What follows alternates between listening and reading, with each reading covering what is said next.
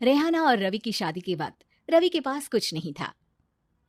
रेहाना, तुमने मुझसे शादी करके एहसान किया है। मुझसे ज्यादा तो तुम कमाती हो। अरे तो क्या हुआ, एक दिन आएगा रवि कि तुम खूब पैसा कमाओगे। मुझे तुम पर पूरा विश्वास है। रवि और रेहाना खुद को स्टैंड करने के लिए पूरी मेहनत करते। रेहाना, मैं नौकरी नहीं करना चाहता हूँ। तो कोई बात नहीं, मैं नौकरी करके घर चलाती हूँ, तुम बिजनेस सेट करने की कोशिश करो। एक दिन। रेहाना, तुम जानती हो, मैंने जो विज्ञापन बनाने वाली कंपनी खोली थी ना, उसे बड़ी ब्रांड का ऑफर आया है। अब हम लोगों के दिन ब्यारे न्यारे हो गए हैं। मैं जानती थी रवि कि एक दिन तुम सेटल हो जाओगे। रवि का काम अच्छा चल जाता है। एक दिन वो रेहाना से कहता है, रेहाना, अब हम लोगों का बच्चा भी हो गया है। बहुत छोटा है वो। उसका ख्याल कैसे रखेंगे हम? कैसे क्या, मैं गांव से माँ को लेकर आ जाती हूँ। नौकरी से हाफ डे ले लिया करूंगी। अभी तो वो छोटा है, स्कूल जाने तक मैं मैनेज कर लूंगी। देखो रेहाना, मैं अब अच्छा कमा रहा हूँ। तुमको नौकरी करके परेशान होने की कोई जरूरत नहीं है। अरे कैसी बात कर रहे हैं, मैं अपनी लगी लगाई नौकरी कैसे छोड़ दूं? और मैंने तो सुना है हम लोगों को कुछ ही महीनों में सरकारी नौकरी मिल जाएगी। सरकारी नौकरी में कितना कमा लोगी? उतने में तो मैं ड्राइवर रख लूंगा। रेहाना को रवि की बात का थोड़ा बुरा तो लगता है। कम से कम मेरी नौकरी की इतनी बेइज्जती मत करो। भूल गए, इसी नौकरी के बदौलत तुमने अपना बिजनेस खड़ा किया है। अरे वो तो मैं किसी के भरोसे भी कर लेता। देखो, अपने बच्चे को संभालो, घर का काम करो। अब बाहर जाती तुम अच्छी नहीं लगती हो। रेहाना रवि के कहने पर नौकरी तो छोड़ देती है, लेकिन अब बड़े से घर में उसकी कीमत किसी नौकर से कम नहीं होती। एक दिन रवि का दोस्त आता है। भाभी, हम लोग तो आपको तब से जानते हैं जब से आप लोग शादी होकर इस शहर में आए थे। आपके बदौलत ही सारा बिजनेस खड़ा हुआ है। ये किस्मत तो आप ही की है भाभी। हाँ हाँ भाई, हमारी मेहनत तो कुछ है ही नहीं। अरे होगी, लेकिन भाभी की किस्मत के आगे कुछ नहीं। दोस्त वहां से चला जाता है, लेकिन रवि का गुस्सा सातवें आसमान में होता है। देखा कैसे बोल रहा था। अरे बिल्कुल अच्छा आदमी नहीं है ये। कैसी बात कर रहे हैं आप? प्रशांत भैया तो बहुत अच्छे इंसान है रवि। कैसे उन्होंने हमारे मुश्किल वक्त में हमारा साथ दिया था। अरे था पैसा तो साथ दिया, नहीं तो कौन पूछता है। रवि का व्यवहार पैसा आते ही अलग हो गया। वो बंदे को बंदा नहीं समझता। घमंड से घिरे रवि ने तो एक दिन हद ही कर दी। रेहाना, मैं अब तुम्हारे साथ नहीं रह सकता हूँ। क्या? क्या बकवास कर रहे हो रवि? क्या कहना चाहते हो? और क्यों नहीं रह सकते तुम मेरे साथ? देखो, मुझे कोई और पसंद है, और उसने साथ रहने पर बस यही शर्त रखी है कि मुझे तुम्हें तलाक देना होगा। रेहाना, जो कि एक स्वावलंबी महिला थी, उसने बिना देर किए रवि को कह दिया, कोई इश्यू नहीं, मुझे पैकिंग में 4 दिन का वक्त लगेगा, लेकिन तब तक मैं तुम्हारे साथ नहीं रहूंगी। 4 दिन के लिए तुम कहीं और शिफ्ट हो जाओ, मैं घर से निकलूंगी तो बता दूंगी। रवि घर छोड़कर चला जाता है।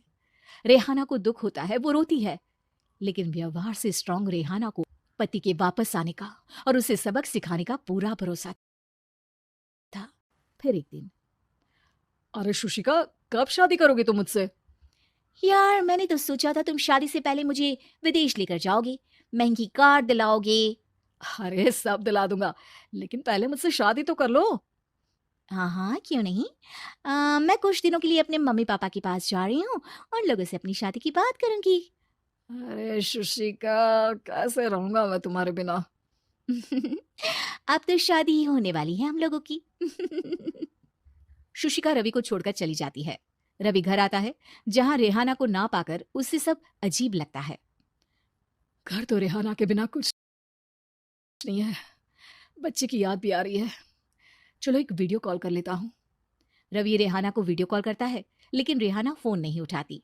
रात को सोते वक्त मन कर रहा है मुन्ने को गले लगा लूं। चलो कोई ना, शुशिका से शादी के बाद मेरे और भी बच्चे होंगे। अगले दिन रवि ऑफिस जाता है, जहां टीना खड़ी होती है। सर, आपने अपने नए ऐड के लिए मॉडल की रिक्वायरमेंट डाली थी ना, मैं उसी के लिए आई हूँ। रवि टीना को देखकर खुश हो जाता है। अब शादी हो गई है तुम्हारी?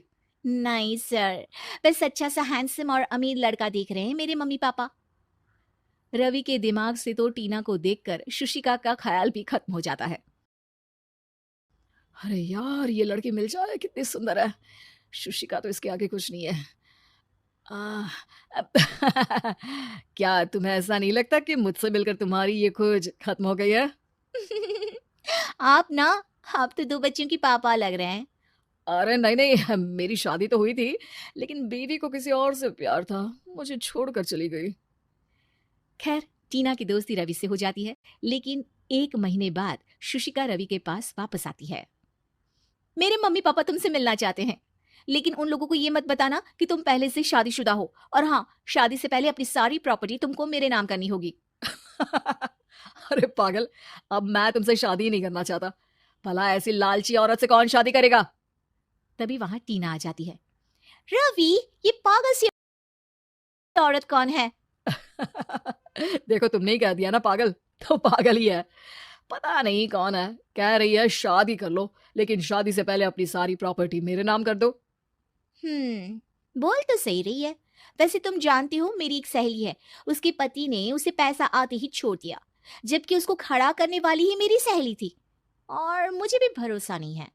अगर मैं भी तुमसे शादी करूंगी तो तभी, जब तुम मेरे नाम अपनी सारी प्रॉपर्टी कर दोगे। अरे हाँ हाँ, क्यों नहीं, बिल्कुल कर दूंगा।